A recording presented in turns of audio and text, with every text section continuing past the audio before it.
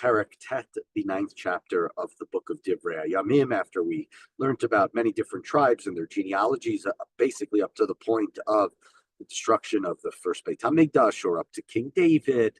V'chol Yisrael hityachsu, v'hinam ktuvim al sefer Melchei Yisrael v'Yehuda, Haglula Bavel b'Ma'alam. All of Israel was registered by their yichus, by their genealogies, their family trees, and these are in the book of the kings of Israel. And that was right because we were talking about the tribes of Asher, the tribes of Naphtali, the tribe of Manasseh, the tribe of Ephraim, not just Yehuda, Binyamin, Levi, and Shimon. And in addition to that, Yehuda was also taken into exile because of their sins, of course, as we learned about in the book of Yirmiyahu, and of course in the book of Melachim as well.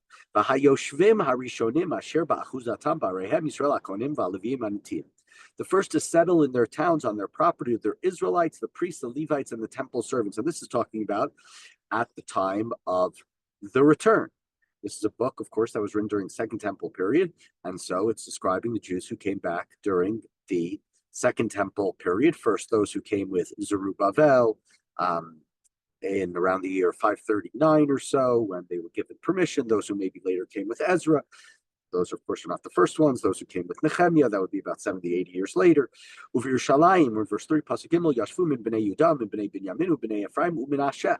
So we, of course, talk about the 10 lost tribes, and maybe the vast majority of them are lost, but there are some who remain. Because here we see that in Yerushalayim, we have not only members of the tribe, descendants of the tribe of Judah and Benjamin, but also from the families of Yosef, from his two sons and tribes, Ephraim and Manasseh. And we're told some of the names: Utai ben Amihud ben Omri ben Imri ben Bani Min b'nei Peretz ben Yehuda. So, right, these descendants of Yehuda, Umin Hashiloni, Asaya Habachor Uvanav, from the family of Shiloni, presumably from people who lived in Shiloh originally. Ubmi b'nei Zerach, Yu'el, V'acheim, Sheshmel, Tishim, and the sons of Zerach. There were total were 690. Min b'nei Binyamin, Salu ben Meshulam ben Hodah, Ya ben Hasnuah. So, right, these, now we're talking about members of the tribe of Binyamin. V'yiv Niyah ben Yerocham, Ve'ela b'nei Uzi ben Michri, U'Mishulam ben Shefatia ben Reuel ben Yivniyah, V'achayem L'todotam, Shameot Chamishim Shisha, Kol Elam Hashem Roshei Avot Leveit Avotam. Here we have 956 from the tribe of Binyamin, and the ones that we were mentioned were the chiefs of their ancestral clans. Right, we talk about the tribes, but there are families or clans within the tribes, or sort of the leaders of different aspects and different positions within their tribe. So we talked about Binyamin, we talked about Yehuda, and now in verse 10, Pasuk Yudu bin Akonim, Yedaya, V'Horiv, V'Yachin, V'Azariah, Ben Chilkiah, Ben Meshulam, Ben Tzadok, Ben Mariot, Ben Achituv, Nigid, Beit Elohim. Then there's Azariah, and we're told all of his genealogies. The son of Chilki was the son of Meshulam, was the son of Tzadok, was the son of Mariot, was the son of Achituv, and he was the chief officer of the house of God. Some of the commentaries say this Sariah is the one, Azariah is Sariah in the Nehemiah, and who's mentioned there, Sariah ben Chilkiah. And so we have the important person, the person who's in charge of the house of Beit Elohim. This seems more of an administrative position than it is being the Kohen Gadol. Continuing Pasuk Yud Bet, Va'adaya ben Yerocham ben Pashchur ben Milkiel Masai ben Adiel ben Yizarachia ben Mishulam ben Mishlemit ben Imer. So we have a number of other members from the Kohanim family. V'achehem Roshim Leveit Avotam Elef Ushvameot V'Shishim Giborei Chel Lechet Avodat Beit Elohim, together with their kinsmen and chiefs, 1,760 substantive, strong men who worked in the service of God in the house of God, as we mentioned numerous times, as opposed to, we usually call the Beit HaMikdash, the house of holiness. In the books of Ezra, Nehemiah, Divrei Hayamim, it's referred to over and over again as the Beit Elohim, it's the house of God. We talked about it also in regards to the book of Yechezkel, which, according to some, is described in the Second Temple. Some say, no, it's not the Second Temple, it's the Third Temple. But there it's much more about God's space in the temple, the way it's described. These are the places of God. It's much more the Beit Elohim than the Beit HaMikdash. Doesn't mean that if God is there, it's not kadosh, but just in terms of the way it's described in its spaces, much more about where God encompasses in the area. Continuing pasuk Yudal min Alevim, Shemaiah ben Chashub ben Azrikam ben Chashavia ben Merari. Verse one of the three families we talked about yesterday, Gershon, Kaleb, Merari, and verse 15, pasuk Tetvav Uvak Bakar, Cheresh v'Galal Matanya ben Micha ben Zichri ben Asaf, v'Ovadja ben Shemaiah ben Galal ben Yidutun. Uvarechia ben Asa ben Elkanah, Yoshe b'Chatzrei Nito Fati. So more names, and amongst them the people who lived in the towns of Netof, the Netophites, whose name we saw previously mentioned in different places. And some of these, of course, are the singers. We have this Yidutun family mentioned in Tehillim. We have, of course, the family of Asaph, as we've said many times, authors of, I believe, 10 of the Mizmorei Tehillim. Veha Sho Arim, Shalom Va'akuv, the Talmon V'achimam V'achihem, Shalom Harosh, the gatekeepers, Vadhena Bishar HaMelech Mizracha, Hema Sho Arim, Lamachanot B'nei Levi. These were in the eastern gate. They were the keepers for the Levi camp who watched over the eastern gate. V'Shalom ben Korei ben Aviasap ben Korach V'achiv, Leveit Aviv HaKarchim, Amlechet Avodah, Shomrei HaSifim, Lo Elvavoteim, Al Machaneh, Adonai Shomrei HaVavo. And we have these different names who are from the family of Korach, and they're in charge of the work, the service in the temple, because their family had been guards in the past, the entrance of the gate. Pinchas ben Elazar Nagid Hayalehem Lifnim Adonai Imo. And Pinchas, the son of Elazar, was the chief officer over them in the time past. God was with him, and so obviously this is talking about a long, long time ago, and when Pinchas was in charge, according to the Midrash, Pinchas lives for a very, very long time, well beyond just his mention in the Torah. Right, we had his stabbing read just 4 days ago, and we'll read about God giving him the bracha in 2 days. It's Thursday today. It's hard for me to remember. Too many planes,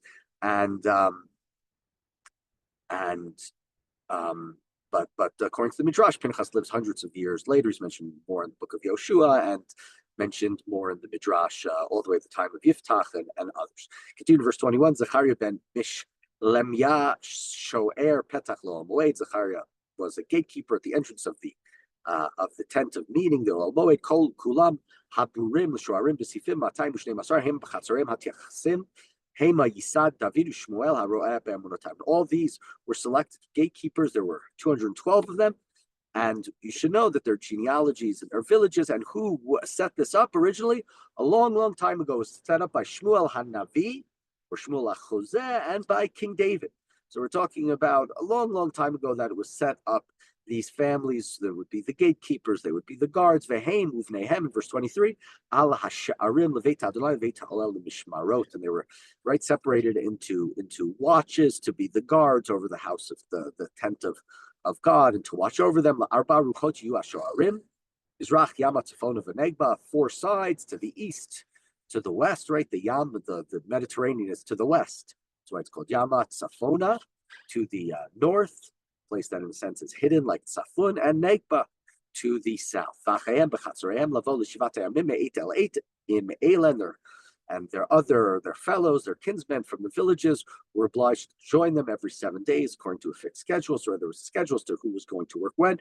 Kiva Emunah Hema, Arba'at Giborei Ha'Sharim, Heim HaLeviim, V'hayu Al-Lishkot V'Alotzrot Beit Elim. The 4 chief gatekeepers who were Levites were entrusted to be over the chambers. So, right, you have 4 people, 1 for each direction, and they are the main person in charge. And then the different families come in at times to join them. You can't just have one person to watch a gate. It's probably not going to work too well. Usvivot Beit Elohim Yalinu Ki Alei Mishmeret Ve'heim Ala Mifteach V'Laboker Laboker. And they spent the night near the house of God because they had guard duty and they were in charge of opening it every morning. They had to be ready, and so they had to sleep on the spot. They were probably less pikiyun and mufunaki than we are today about the places where they slept. They weren't so spoiled as we are in the contemporary world. We're in verse 28.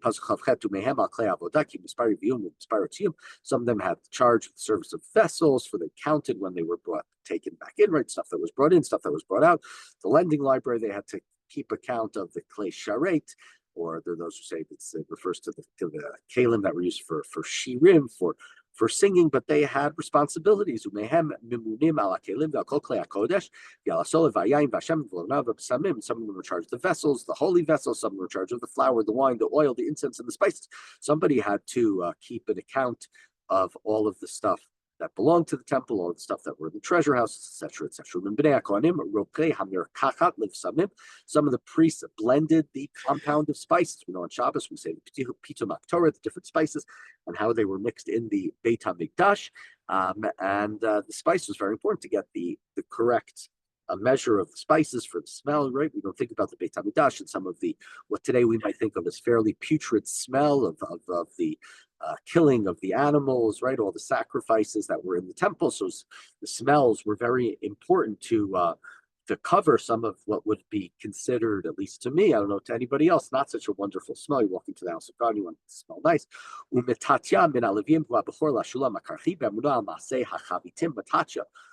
Amongst the Levites, firstborn from Shalom, from Korach, he was entrusted with making the chavitim, the flat cakes, the maaseh machevet, which was offered every single day. As opposed to him, some of the family sons of Kahat were in charge of the showbread to prepare them for every single Shabbat.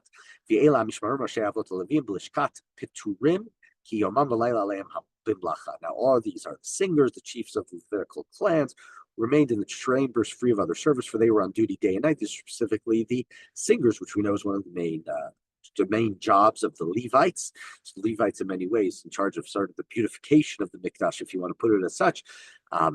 Singing, the nice smells, right? Making the some of the experience of the Mikdash, what we're hearing, what we're smelling, in addition to the sights, more beautiful. So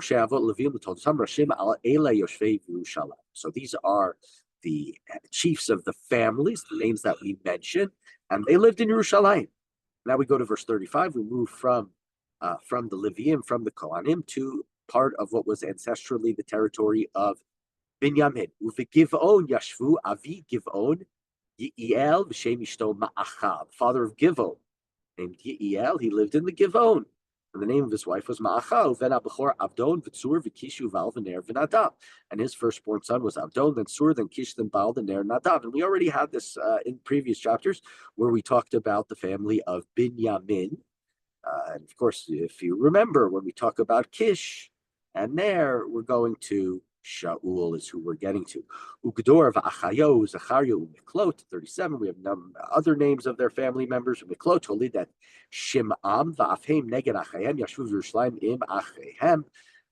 V'Ner, Holid Kish, and here we go in verse 39. V'Kish, Holid Shaul, v'Shaul, Holid Yonatan, v'Malkishua, v'Avinadav, v'Ashba'al, v'Ven Yehonatan, B'Riv, Bal, Umribal, Holid et Micha. Uvnei Micha, Piton, v'Melech Techera, v'Achaz holidet Ya'ara, v'Ya'ara holidet Alamet, v'Yat Azmavet, v'Yat Zimri, v'Zimri holidet Motza, Motza holidet Bin'ah, Rufiyah b'no, Elasah b'no, Atzal b'no. Ulatzel Shisha banim v'Elishmotam, Azrikam b'Chorov, Yishmael, Shariah, v'Ovaji, v'Chanan, Ele b'nei Atzal. And here we have the names of some of the others, Azel and Azrikam, and the names of some of the other children who we had mentioned in the past. So here we have, right, more names and more of the families that we have living and who have returned to Israel after the many generations and of the time that they have come back. And so conclude with that end of that chapter today. And we'll continue from there tomorrow as we look more into the families and more into the people who have come back. We'll talk a little bit about the death of Shaul, and that will lead us, of course, after Shaul, will lead us to the main characters in this book, which is David and his descendants.